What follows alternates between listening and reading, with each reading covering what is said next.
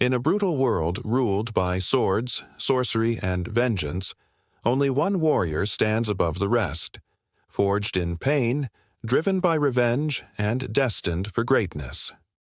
This is the story of Conan the Barbarian, a child orphaned by war who rises to become a legendary hero. Get ready as we dive into a tale of blood, betrayal, and power in this epic fantasy that launched Arnold Schwarzenegger into stardom. Let's begin. During the Hyborian Age, a time of high adventure, a blacksmith, Niall William Smith, creates a masterwork sword. The sword is completed. Niall shows it to his son, Conan, Jorge Sanz, teaching the boy about their god, Crom, who lives in the earth, and the riddle of steel, which every warrior must solve before they can enter Valhalla. He adds that he should not trust men, women, or beasts, but this you can trust, indicating the sword he has crafted. It is winter in Conan's forest village, home to Conan's people, the Cimmerians. Conan is still young, 8 to 10 years. Mysterious. Black riders, bearing a strange standard of a serpent with a head on each end surmounted by a black sun and moon, suddenly and savagely attack the village.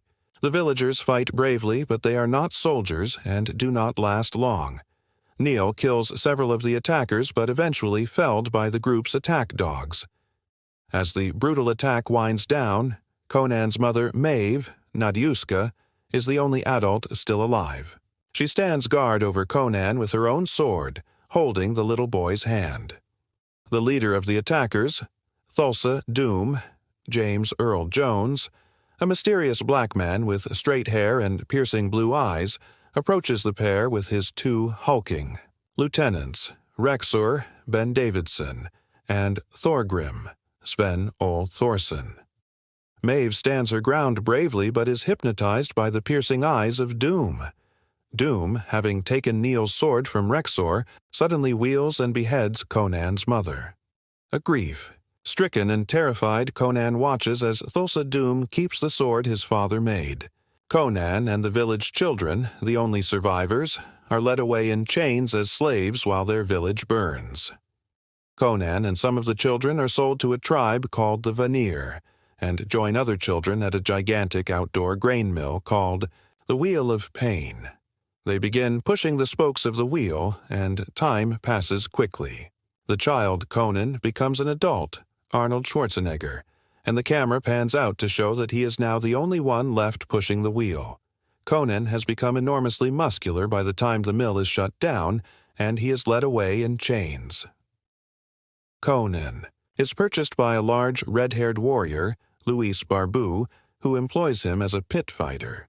At first, Conan is puzzled by the violence, but quickly learns hand-to-hand combat with a variety of weapons.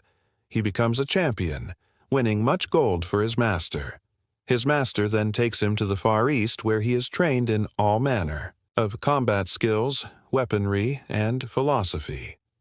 Finally, one evening his master, after having drunk too much, decides to free him. The freed Conan finds himself being chased by wolves across the countryside. Climbing a cairn of rocks for safety, he discovers the tomb of an Atlantean general and liberates his ancient sword and other equipment for protection. Outside, as the wolves approach, Conan uses the sword to free himself from his shackles and wait for the wolves to attack him, a smirk of victory on his face. Now, equipped with the basics, Conan travels until he comes to the hut of a beautiful woman, Cassandra Gava, whom appears to have some knowledge of mysticism. She invites him in, and she offers to tell him his fortune.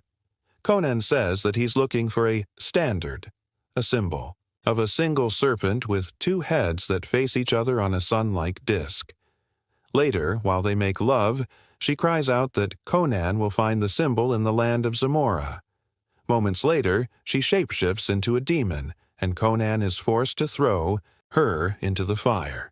She explodes in flames, turns into a fireball, and races around the hut and out through the surrounding woods. Conan is left alone to ponder the incident. The next morning, he finds a man chained behind the hut. His name is Subotai, Jerry Lopez, a Hyrcanian thief and archer. Conan releases him, and they team up. Subotai introduces Conan to thievery as a profession, and they move from town to town practicing their trade, Conan asking those they meet if they have seen the strange serpent symbol. One old man tells them that there is a snake cult of growing power with temples in many towns, including this one, but he does not know if they use the symbol he seeks. Subotai and Conan decide to raid the temple, rumored to have great treasures, including a huge ruby called the Eye of the Serpent. As they prepare to climb the temple's tower, they become aware of a woman in the shadows. They confront her, finding that she is also a thief named Valeria Sandal Bergman. The three decide to join forces. After climbing the tower, Valeria checks out the upper level while Conan and Subotai continue down into a pit containing the Serpent's Eye, guarded by a humongous snake. Fortunately, the snake sleeps while the two steal all they can. On the upper level, a ceremony is taking place presided over by Rexor. There, a young girl, Leslie Foldvary, strips and prepares to throw herself into the snake pit to be consumed by the serpent as a sacrifice. Conan is leaving when he sees a medallion on the wall that matches the symbol of Doom's marauders that destroyed his village. He steals the medallion, however. He lingers too long, and the snake awakes and attacks. He and Subotai manage to kill it, however, without disturbing the ceremony at the top of the pit. The ceremony reaches its climax and the girl throws herself into the pit. It is only then discovered that the snake is dead. Rexor sends guards after the thieves, but they escape. Over the next days, the three thieves celebrate too hard and are easily captured by the king's guard. Brought before King Osric, Max von Sydow, they expect punishment, but are surprised when the king congratulates them for standing up to the cult. He commissions them to go after his daughter, Princess Yasemina, Valerie Kennison, who has been seduced by the cult and travels to meet its leader, Thulsa Doom.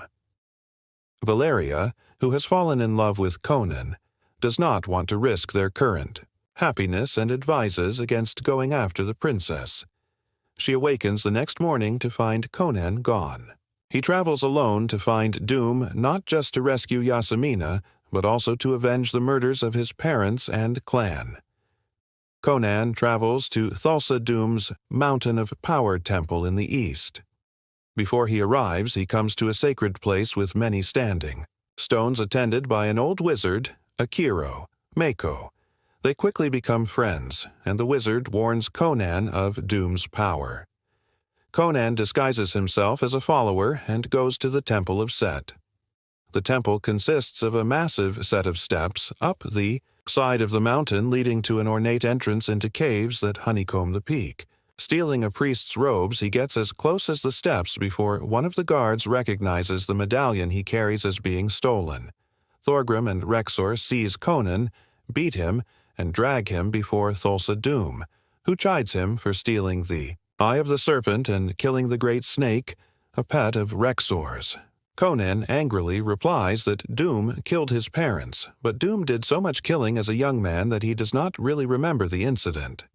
He also explains that steel is strong, but flesh is stronger, a point he proves by coaxing one of his female followers to step off a nearby cliff, falling to her death. Doom orders that Conan be crucified on the Tree of Woe. Conan is left in the desert, nailed to the ancient tree.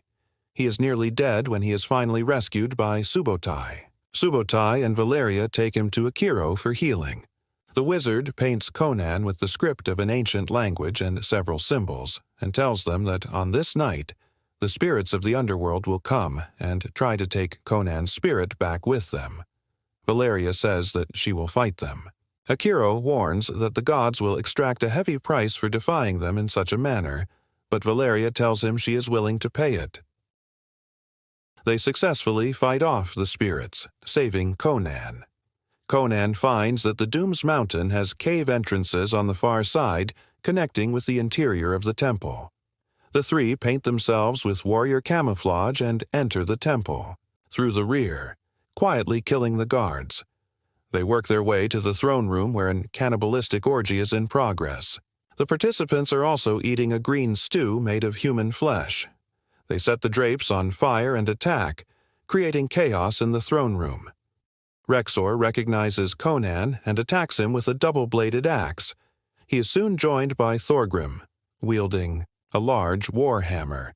Conan is nearly overpowered, but Thorgrim's war hammer dislodges a pillar, causing some of the ornate masonry to fall on him and Rexor, giving Conan a chance to flee. Valeria grabs the princess and they escape.